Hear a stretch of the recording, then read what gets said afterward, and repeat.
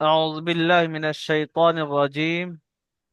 بسم الله الرحمن الرحيم. सबक नंबर 5। হারাকাত। হারাকাত মানে কি? হারাকাত মানে হলো জবর, জের, পেশ। ঠিক আছে, এদেরকে হারাকাত বলা হয়। কি আমি সব বিস্তারিত বোঝাবো, শোনেন। এখানে দেখতে আলহামদুলিল্লাহ। এখানে দেখতে পাচ্ছেন এরকম একটা একটা লাইন রয়েছে। হ্যালো। সবাই হ্যালো। ভালো ভালো করে হ্যালো। ভালো করে শুনবেন, কি বলি, ভালো করে শোনেন। এখানে যে লাইন রয়েছে, লাইনের উপরে দেখেন একটি এরকম দাঁড়িয়ে এরকম ভাবে উপর দিকে মেকে রয়েছে। জি, এর নাম হলো জাবার। কি বললাম? জাবার। বলেন, এর নাম হলো জাবার। এই যে দেখতে পাচ্ছেন জাবার। তাহলে লাইন বা লেখার উপরে যখন এই রকম থাকবে এটি কি বলা হবে? জাবার। ভালো করে দেখেন, লাইন বা কোনো অক্ষরের উপরে যখন এই রকম থাকবে, অ্যাকচুয়ালি লাইনটি মনে করেন একটি অক্ষর, তো এটি হবে জাবার। কি বললাম? জাবার। যখন অক্ষরের নিচে এরকম থাকবে, যেমন লাইনের নিচে রয়েছে, এটি ধরুন অক্ষরের একটি নিচে রয়েছে, তো এটি হবে কি জি? জের। বললাম জের। এটি জাবার, এটি জের। এবার পরে একটি দেখেন পেশ রয়েছে। পেশ, একে বলা হয় পেশ। কিছুটা অ এর মতো। কি বললাম? পেশ। বুঝতে পারলাম জি। জাবার কাকে বলে? দাঁড়ির উপরে এরকম একটি সোজা দাঁড়ি রয়েছে, দেখেন এই দাঁড়ির উপরে যদি এইরকম থাকে, মোট কথা কোনো অক্ষর উপরে, হয়তো ধরছেন আপনি আলিফ এখানে লিখছেন, আলিফের উপরে এরকম একটি দাঁড়ি রয়েছে, একদম সোজা এরকম একটি দাঁড়ি রয়েছে, তো এটি জাবার। যদি ওই আলিফের নিচে, যদি ওই আলিফের নিচে, যদি ওই আলিফের নিচে এইরকম থাকে, তো এটি জের। জবর এই, জের এই। অক্ষরের উপরে থাকলে জবর, অক্ষরের নিচে থাকলে জের। আর এই রকম থাকলে এটি হবে পেশ। ঠিক আছে, তাহলে জাবার অক্ষরের উপর একটি দাঁড়ি মতো থাকলে এটি জাবার, অক্ষরের নিচে একটি দাঁড়ি মতো থাকলে এটি জের, আর এই অবের মতো দেখতে হলে এটি হবে পেশ। তাহলে সবক নম্বর 5, হারাকাত। জাবার, জাবার, জের, পেশ কে হারাকাত বলে। বুঝতে পারলেন জি? সবক নম্বর 5, হারাকাত। এখানে দেখেন 1 নম্বরে জাবার মানে এটি, জের মানে এটি, পেশ মানে এটি। জবর, জের ও পেশকে হারাকাত বলে। হারাকাত বলে, মনে রাখবেন। জবর, জের, পেশকে কি বলা হয় জি? হারাকাত বলে। ঠিক আছে, মাথায় রাখবেন। দ্বিতীয় নম্বরে দেখেন, এখানে দ্বিতীয় চিহ্ন দিয়ে দিয়েছেন যে প্রতিটি অক্ষরের সাথে জবর, জের ও পেশ লাগিয়ে উচ্চারণ করুন। ঠিক আছে জি।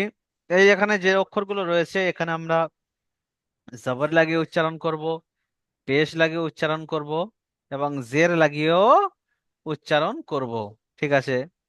আলিফ সর্বদা খালি হয়। আলিফ কি হয়? আলিফ সর্বদা খালি হয়। তো আমরা প্রতিটি অক্ষরের সাথে জবর জের পেশ লাগিয়ে উচ্চারণ করবো, হ্যাঁ, ফার্স্টে। জি। তো আমরা এখানে পড়বো হামজা জবর আ। জবর অ্যাকচুয়ালি আকারের উচ্চারণ হয়। কি উচ্চারণ হয় জি? আকারের উচ্চারণ। আকার, বাংলা থেকে যে আকার হয়, জবর উচ্চারণটা অ্যাকচুয়ালি আকারেরই আসে। কি আসে? আকারেরই আসে। জি, জবর উচ্চারণটা অ্যাকচুয়ালি আকারের আসে। আর জেরের উচ্চারণটা আসে হাস্যই। হাস্যই। কিসে আসে? হাস্যই। জি, জেরের উচ্চারণ আসে হাস্যই। আর এই পেশ যে গোল মতো ওয়াবের মতো, এর উচ্চারণ আসে হস্যৌ। হস্যৌ। কি জি? হস্যৌ। পেশেতে আসে হস্যৌ।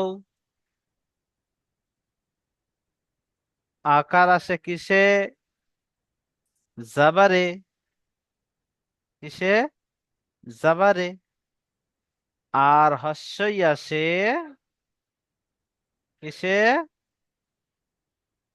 জেরে। কিসে? জেরে। জেরে। জি। জেরেলে কি হবে? হস্যই। তাহলে আমরা বুঝতে পারলাম যে জবর যখন আসে তখন আকার উচ্চারণ হবে। হামজা জবর আ, বা জবর বা, মানে বার সাথে আকার জুড়বে বা।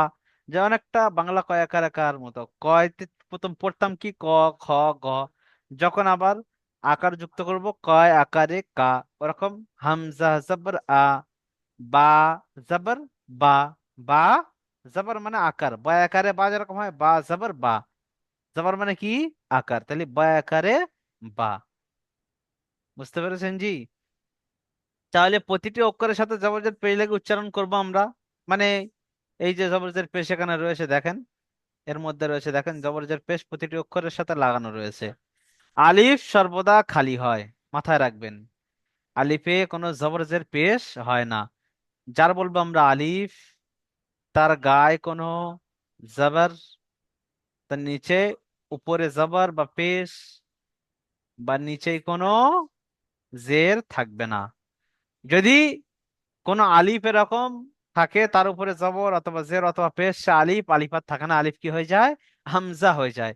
এখানে সেই কায়দাটি বলেছে, আলিফ সর্বদা খালি হয় যখন আলিফের উপরে জবর, দেখতে পাচ্ছেন জবর, জের, এই যে জের দেখতে পাচ্ছেন নিচেই, পেশ ইত্যাদি এসে যাবে।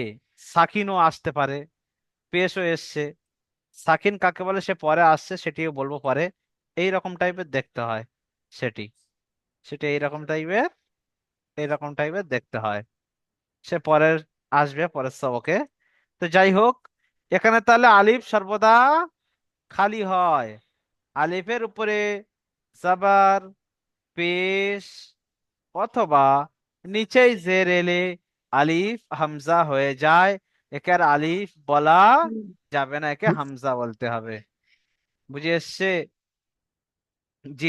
এবার আমরা মিলিয়ে পড়বো যে প্রতিটি অক্ষরের সাথে জবরজের পেশকে মিলিয়ে মিলিয়ে পড়বো। তাহলে আমরা প্রথমে জবরকে পড়বো। জবর মানে আকার। তাহলে আমরা এটিকে কি বলবো? হামজা বলবো না আলিফ বলবো? এর উপরে কিন্তু জবর এসছে, জের এসছে, নিচে জের উপরে পেশ। তাহলে আলিফ সর্বদা খালি হয়, এ কিন্তু খালি নয়।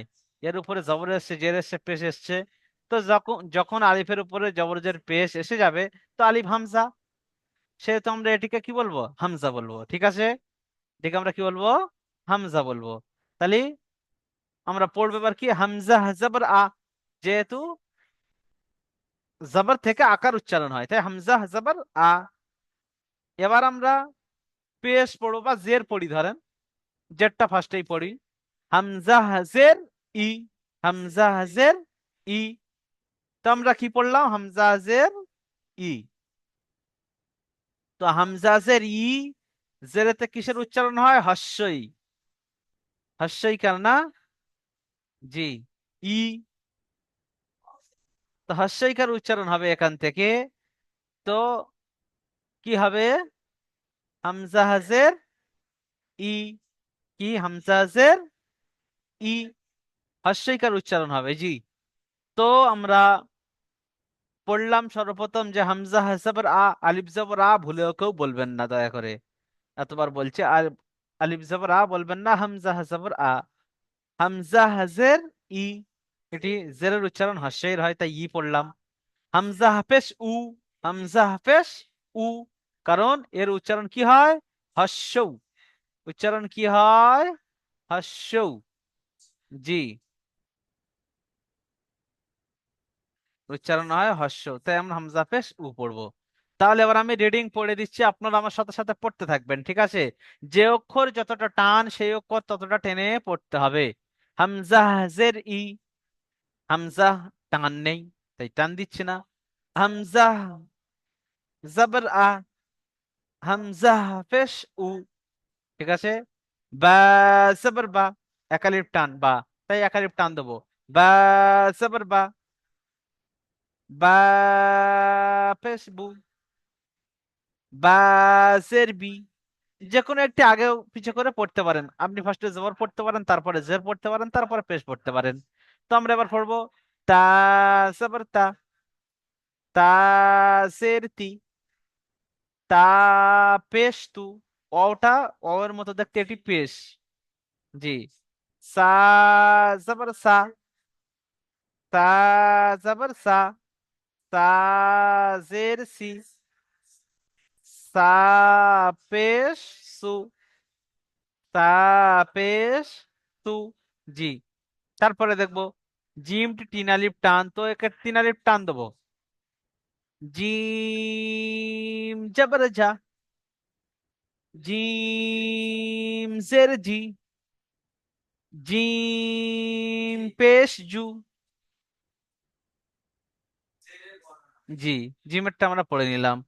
এবার পড়বো হা জের হি, বা হা জবর হা, হা পেশ হু, ঠিক আছে জি। এরকম ভাবে আমরা পড়বো। খ জবর খ, খ জের খি, খ পেশ হু, দাল জবর দা, দাল জের দি, দাল পেশ দু। এদের টিনালিপ টান না জি, অক্ষর যেরকম টান রয়েছে সেই রকম টান দেবো। দাল জবর দা, দাল জের দি, দাল পেশ দু,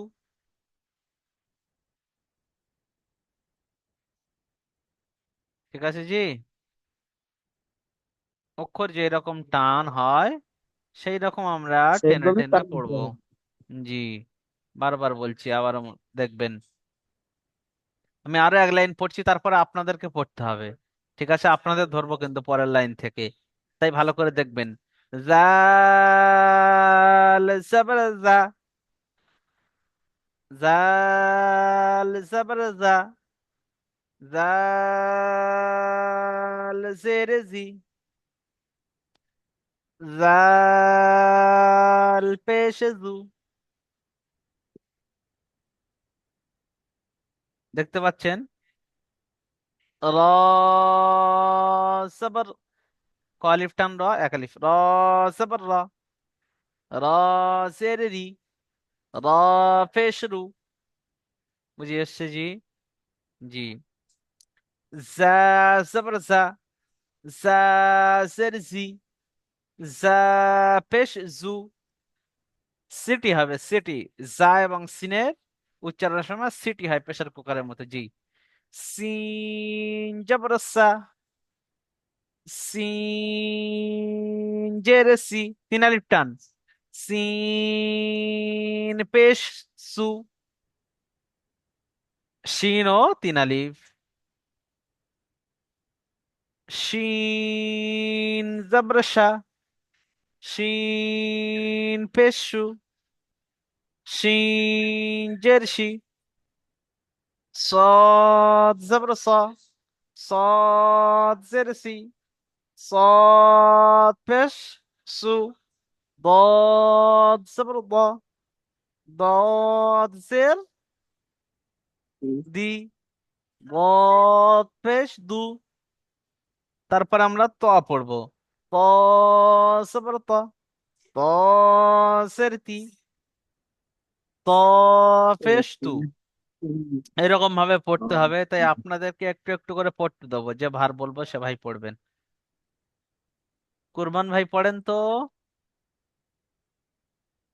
মিউট খুলে পড়েন। হ্যাঁ বলুন। জি, এটি পড়েন, দেখতে পাচ্ছেন লাল হ্যাঁ, দাগ দিয়ে দিয়েছি, এটি পড়েন।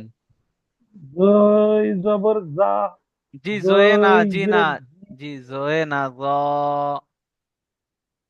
জ, জি। জ জবর জা, জ জের জি, জ পেশ জু। জ আইন জবর কি পড়লেন? জবর জি, জ জবর কি আইন পেশ পড়লেন? জু। জ জু। জবর কি? জ জবর জবর জবর। জ জবর জা। জবর যা। যা হবে না কেন জি? জ পেশ জি, যা কেন জি। হবে না? জ। জ জবর জ হবে, কারণ আপনাদেরকে এর আগে পড়িয়েছিলাম আমি যে হুম, এমন কটি অক্ষর রয়েছে যেগুলোকে পুর পড়তে হয়। সাতটি হুম, অক্ষর হুম, মুখস্থ করেছিলেন? সাতটি হুম, হুম, অক্ষর মুখস্থ করেছিলেন, বলেন তো কি? বলেন, হুম। কে পারবেন বলেন? যিনি পারবেন বলেন, যে হরফে মুস্তালিয়া বলেছিলাম। জিম। জিম। জি, জিম। জিম ছিল রা। জ। জি, ক। জই। আইন গায়েন। আইন গায়েন না জি, আইন গইন। আইন এক গইন। দুই তিন চার পাঁচ ছয় ওয়াদ সাত ওয়াদ সোয়াদ আর দোয়াদ। আইন এক ধার থেকে বলেন, এক ধার থেকে বলেন। হ দোয়াদ ওয়াদ গাইন কফ দোয়াদ। জ আমি বলে দিচ্ছি শোনেন। দোয়াদ। আমি সেবারে হ্যাঁ। আপনাদেরকে বলেছিলাম একটি সহজ পন্থা, যে খুস্সা জগতিন কিজ উচ্চারণ হুম, হবে একসাথে। খ, খুস্সা, খ, সদ, খুস্সা জগতিন, জ গাইন ত, জ গাইন ত। উল্টো পাল্টা কিন্তু খুব সুবিধা। একটি জিনিস মুখস্থ রাখলে হয়ে যাবে। খুস্সা জগতিন কিজ, বলেন। খুস্সা জগতিন কিজ, খুস্সা উৎস জগতিন জগতিন। কিজ, কিস। খুস্সা জগতিন কিজ। ঠিক আছে? ঠিক খুস্সা আছে। জগতিন কিজ। তো আপনারা এখানে মুখস্থ করবেন যে খ, খুস, খ, সৎ, খুস, স, জ, গ, জ, গইন, জ, গ, মানে চারটে হলো। তিন, ত, কিস, হুম, কফ, আর কি হয়? কফ, জ। খুস্স জগ, খ, সৎ, গত, খুস্স জ, খ, সৎ, গত, খুস্স জ, গইন, ত, কফ, জ, খুস্স জ, গতিন, গতিন, গ, গইন ত, উৎস। গতিন, কিস, কফ, জ, খুস্স জগতিন কিস। ঠিক আছে? মোট কথা যেরকম ভাবে হোক আপনারা এটি মনে রাখেন। ওই যে সাতটি অক্ষর ও। রয়েছে, আমি দাগ মেরে দিচ্ছি, দেখেন এই সাতটি অক্ষরের উপরে জবর এলে আকার উচ্চারণ হয় না। জিম জবর, এই কইছে খ, ও। খ রয়েছে তার মধ্যে, আইন সদ, গয়েন। খুসা, দদ জগ, আইন নেই। ত জ ত জ আইন খ, কফ সদ, দদ, গইন গইন, গইন ত, তো আইন গয়েন। আইন আইন। তো জ। কফ আইন গাইন। দেখেন কটা কফ। হলো? সাতটা। চারটে সাতটা। এই সাতটা অক্ষর ভালো করে দেখে নেন, অসুবিধা স্ক্রিনশট মারেন। না, সবসময় নিচ্ছি। হ্যাঁ, এই হুম, সাতটা অক্ষরের উপরে জবর এলে বাকি জের এলে যেরকম হর্ষের হুম, উচ্চারণ হয়, পেশ এলে হর্ষের উচ্চারণ হয়, সেগুলো হবে। কিন্তু যখন জবর আসবে তখন আকার উচ্চারণ হবে না। কিরকম পড়বেন? এটি পুর হবে। আমি বলেছিলাম না যে অক্ষরগুলো পুর, যে অক্ষর হুম, এরকম ফুল ফুল চিহ্ন ছিল সেই প্রথমবারে পড়ার সময়, সেই ফুল ফুল চিহ্ন যেগুলো ছিল, হুম। জি, ফুল ফুল চিহ্ন ছিল, সেই ফুল ফুল চিহ্ন ছিল যেগুলো, সেগুলোকে কি বলেছিলাম? যেগুলো কি পুর। হবে জি? পুর। পুর। তো পুর মানে পুর। অর্থ হলো মুখটি গোল করে আওয়াজটি মোটা হবে। খ জবর খ হবে না, মোটা হচ্ছে। তো বলেন তো দেখি কে পারেন খ জবর খ মোটা করে। হ খ জবর খ জবর খ। লাম পেশ জি, টান হবে না। খ জবর খ। হ খ জবর খ জবর খ জবর খ। আজির কি খ পেশ কি জের জবর খ ই।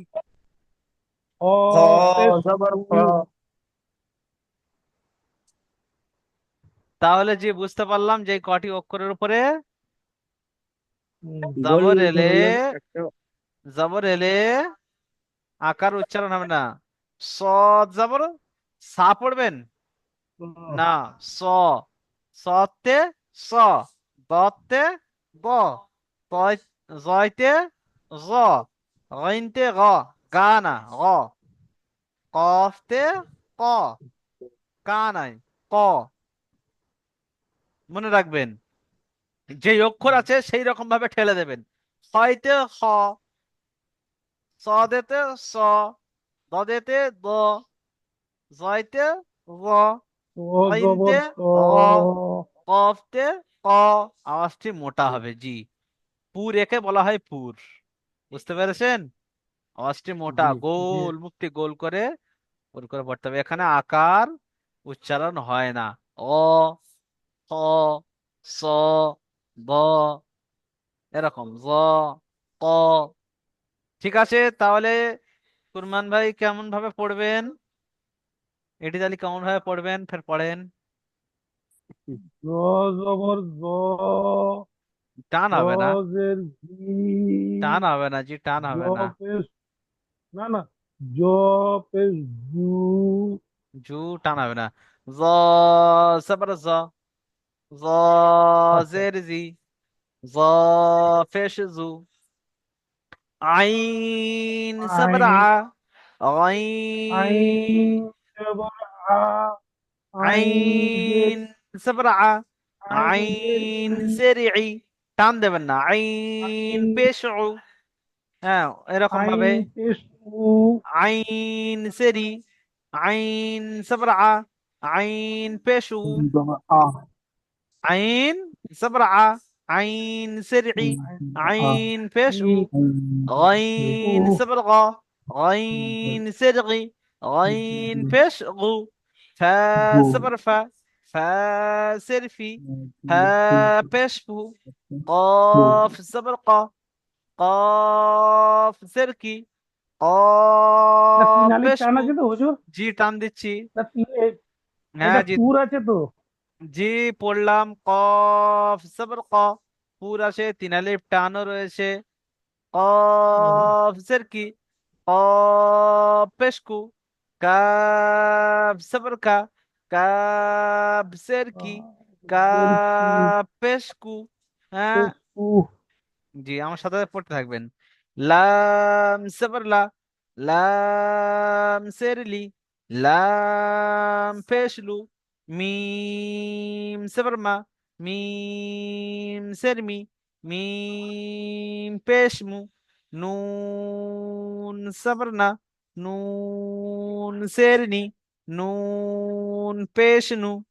পড়েন আমার সাথে সাথে পড়েন। ওয়াও জবর ওয়া, ওয়াও জের কি পড়বেন? ই পড়বেন না। ওয়াও জের ভি, ভি, ভি। এই উপরের দাঁত আর এই নিচের হোঁটের সাথে এসে লাগবে। V, V, V, V. Wow জের ভি, ওয়াও পেশ উ। ঠিক আছে, ওয়াও জের ভি। বলেন ওয়াও জের ভি, ওয়াও পেশ উ। হ্যাঁ সবর হ্যাঁ, ها سره، ها بشه. همزة زبرأ، همزة زرئي، همزة بشؤ. يا صبر يا، يا سري، يا পেশিউ। আকিনুর ভাই, আকিনুর ভাই বলছিলেন তখন পড়ানোর সময় বলছিলেন যে হুজুর আপনি তো 29টি অক্ষর বলছেন, 30টি দেখতে পাচ্ছি। দেখছেন এখানে স্যার আছে, ওইটা আপনাদেরকে শেখানোর জন্য ওখানে দেখে আসছিল, কিন্তু ওটি হবে না। ঠিক আছে। জি হুজুর আমি তো বলিনি, হ্যাঁ, আমি জি বলিনি। কে বলেছে, কে বলছিলেন তো তখন যে হুজুর 30টা অক্ষর তো মনে হচ্ছে 30টা, আপনি 29টা বলছেন এরকম ভাবে। এই যাই হোক, তো ওই সব এই উপরেরটা কয়গুলো এরকম, বেঁচে আছে?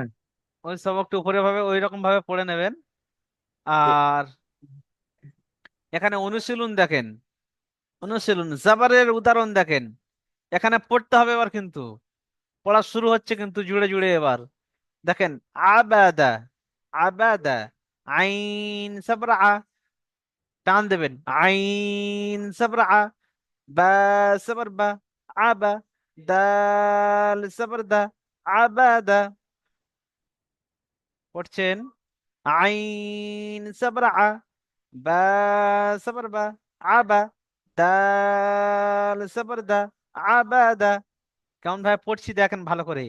আইন সাবরা, বা সাবর বা, আবা, আবা, দাল সাবর দা, আবাদা। ঠিক আছে, জি। তারপরে কাসাবা, কাফ সাবর কা, সিন জবর সা, কাসা, বা সাবর বা, কাসাবা, কাসাবা। টান দেবেন না, কাসাবা। জি। সাজাদা, কি পড়বো? সাজাদা, সিন জবর সা, জিম জবর জা, সাজা, দাল জবর দা, সাজাদা। ঠিক আছে, এবার আমরা জেরের উচ্চারণ দেখবো। কিসের উচ্চারণ? জেরের। ইবিলি, কি আছে? ইবিলি। জি। হামজা জের ই, আলিফ জের বলবো না ভুলেও, কি বলবো? হামজা জের ই, বা জের বি, ইবি, লাম জের লি, ইবিলি, ইবিলি। খাতিফা, ও খা জবর খ, ত ও যে জের তি, খাতি, ফা জবর ফা, খাতিফা। এখানে কিসে ঢুকে দিয়েছে? জাবারও দিয়ে দিয়েছে, ঘেঁটে দিচ্ছে এবার জি। জবরজের পেশ সব এবার ঘাঁটাই হবে জি। বিরিয়ানি মশলা তৈরি হয়ে গেছে, এবার বিরিয়ানি তৈরি হবে জি, একসাথে। জি। জাজিয়া, যা জিম জবর জা, গজ্জা যা জি জাজের জি জি, জাজি। দেখছেন, জবরও আইন দিয়েছেন, আ জেরও দিয়েছেন। আইন সাবরা, জাজিয়া। মিউট খুলবেন না কেউ। হুজুর ওই ভাইটাকে জাজিয়া। মিউট করতে বারণ করুন, অসুবিধা হচ্ছে, ওই ভাইটাকে মিউট খুলতে বারণ করুন। একেনুর ভাই মুড খুলবেন না। জাজিয়া, বুঝে এসছে জি। এবার আমরা পেশের উদাহরণ দেখবো জি, পেশের উদাহরণ দেখবো। কি আছে? পেশ। তো কি পেশের উচ্চারণ? হস্য। লিখে দিচ্ছি আপনাদের সুবিধার্থে, যাতে এখন প্রথম তো একটু যাতে সমস্যা না হয়। সুদু সু, কি আছে জি? সুদু সু।